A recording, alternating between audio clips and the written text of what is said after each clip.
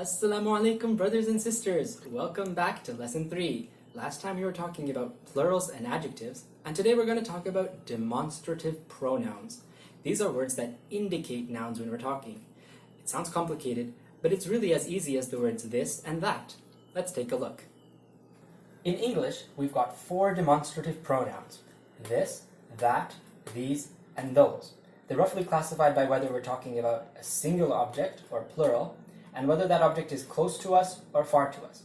But if you're familiar with these English words, then you'll know exactly how to apply them every time. In Arabic, it's almost the same. The difference is that we've got to differentiate by gender in the singular case. So the singular masculine this is Hadha, and the feminine one is hadhihi. The singular masculine that is Dhalika, and the feminine form is tilka. The gender that you use is determined by what the noun is that you're using the this or the that for.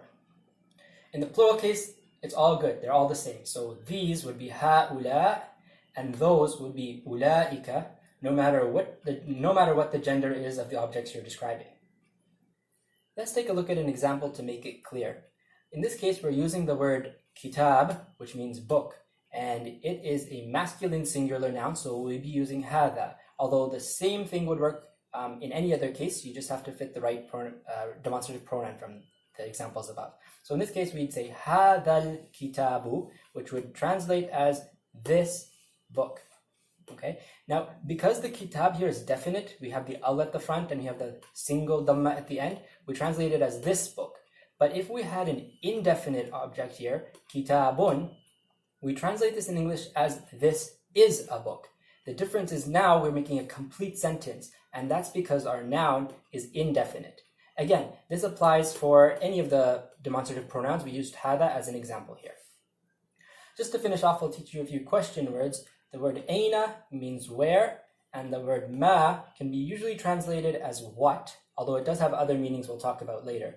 And this can be what in the sense of what is this, as in ma hadha, but it could also be this is what. For example, hadha ma, and then you continue.